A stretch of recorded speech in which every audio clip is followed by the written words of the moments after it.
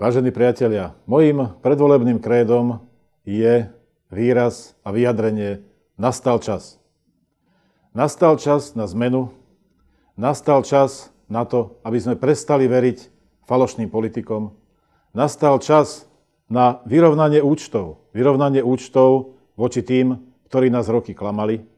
Nastal čas a nastáva čas na to, aby sme prestali veriť falošným politikom, falošným politickým stranám.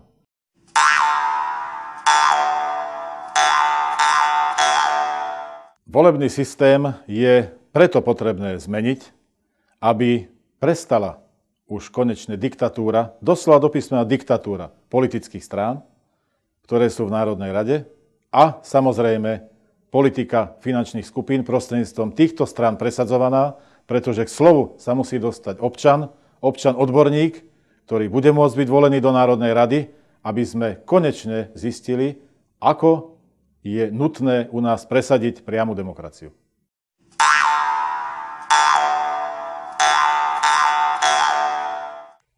Vážení priatelia, čo je to národný záujem? Počuli ste našich politikov niekedy hovoriť o národnom záujme Slovenska? Veľmi málo, takmer vôbec.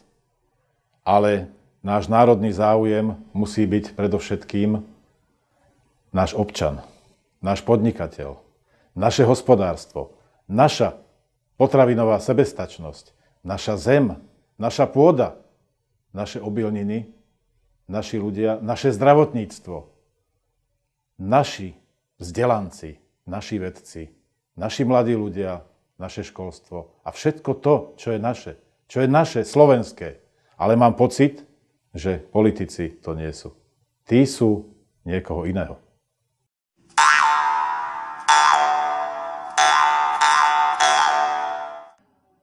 Prečo platíme dane? Prečo musíme platiť dane? Nie pre štát. Dane platíme pre seba. Dane platíme pre naše deti. Dane platíme pre našich rodičov, pre našich starých rodičov. Dane platíme, aby verejná správa a aby štátne organizácie tak narábali s týmito finančnými prostriedkami, aby boli v prospech občanov. A nie tak, aby išli do ich vrecák a aby išli bohapusto do zahraničia od takých subjektov, ktoré tu podnikajú, ale ktoré toto podnikateľské prostredie a nás ako občanov zneužívajú.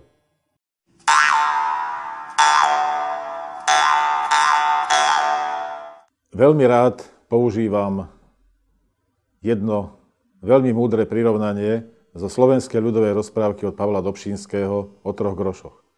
Jeden vraciam, druhý požičiavam a z tretieho sám žijem. To nie je o peniazoch, vážení priatelia. To je o medziľudských vzťahoch, to je o rodine, o vzťahu medzi generáciami, o vzťahu detí k rodičom, rodičov k starým rodičom a naopak.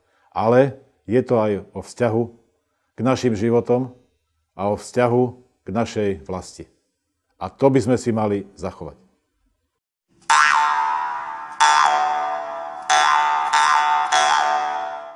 Prečo nový volebný systém? Prečo ten bývalý, ten, ktorý ešte stále platí, je zlý? No preto, lebo je len pre politické strany. Nie je pre občanov. Je len pre nominantov a kandidátov politických strán v Národnej rade. Prečo nižší počet poslancov? No pretože každý občan okresu, a je 79 okresov, musí poznať svojho poslanca Národnej rady. Čiže stačí 79, maximálne 87, keď do toho začleníme aj vyššie územné celky. Ale musia mať možnosť byť volení do Národnej rady Slovenskej republiky aj občania, odborníci bez politickej a stranickej príslušnosti. Lebo tam sú skutoční odborníci. Tí poznajú život a tí vedia, čo v príslušnom kraji, okrese alebo na obci treba robiť a čo občania v tejto lokalite a tej ktorej lokalite potrebujú.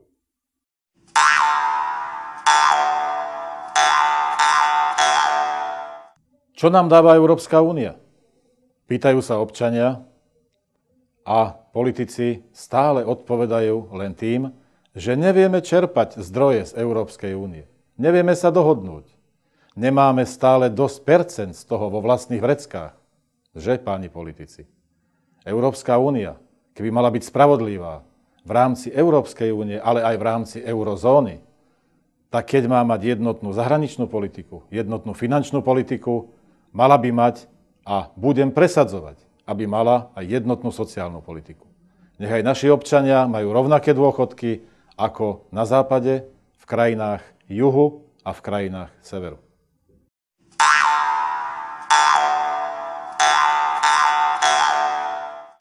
História nám hovorí, že takmer 1500 rokov žijú Slováci na tomto území. Je to naša zem. Je to naša rodná zem. Tie tradície, ktoré sa tu stovky a stovky rokov pestovali, sú naše slovenské tradície. Nenájdete obdobu vo svete na tie tradície, ktoré majú Slováci a ktoré má slovenský národ. A preto za 23 rokov budovania tzv. Slovenskej demokracie nestraťme to, čo nám naši otcovia a naše mamy zachovali takmer s 1500-ročnou tradíciou. Zachovajme si to a veľmi, veľmi si to vážme.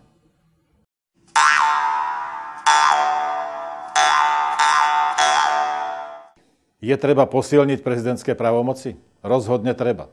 Ale nie preto, aby si niekto uzurpoval moc, ale preto, aby konečne zrušil nezmyselné rozhodovanie politických skupín, stranických centrál a stranických organizácií a nezmyselné rozhodnutia veľakrát vlády Slovenskej republiky.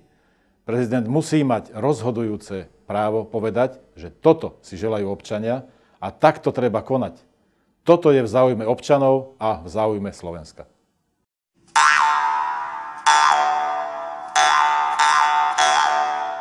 Istoty. Čo sú to istoty? Tie istoty, ktoré sľubujú politici zo svojich billboardov, tie, ktoré sľubujú už 23 rokov, nie. Jediná istota sú vaše deti, ste vy, sú vaši rodičia, sú vaši starí rodičia. A naozajstná istota, tú, ktorú máme ako jedinú, je naša zem, je naše Slovensko.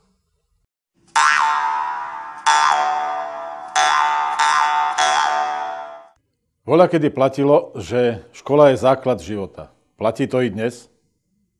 Môžeme povedať, že naše deti v školách dostávajú skutočný základ života? Môže si to povedať každá vláda, každý minister školstva, že pri tých neustálych a po tých neustálych reformách stále platí to, že škola je základ života? Môžu si to povedať učitelia, ktorí nie sú docenení, ktorí nie sú ohodnotení, ktorí sú podceňovaní v dnešnej spoločnosti? Myslím si, že toto treba zmeniť. Učiteľ je ten, ktorý vychováva všetky generácie, ktorý učí všetky generácie a tak, ako sa on k tomu postaví, ako si jeho oceníme, tak bude vyzerať naša spoločnosť v budúcnosti.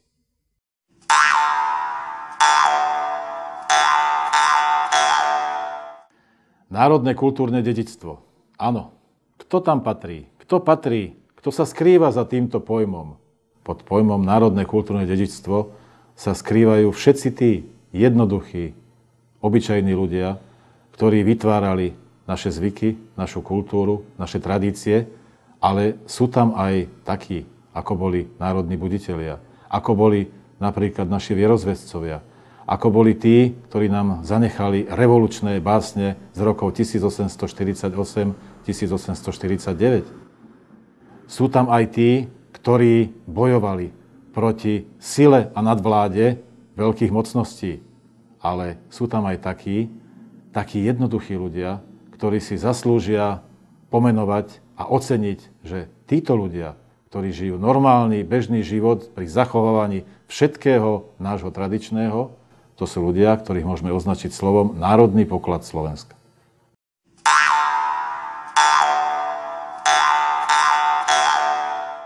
Kto je občiansky kandidát? Ten, kto roky sedí v Národnej rade? Ten, kto je vo vláde s podporou politických strán? Ten, kto rýchlo vystúpi, aby zradil svoje politické strany a svoje politické tričko?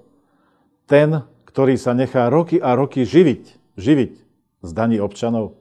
Alebo ten, ktorý skutočne dlhé roky od svojich možno 17 rokov alebo 16 pracuje pre občanov dobrovoľne a pracuje pre nich celý život.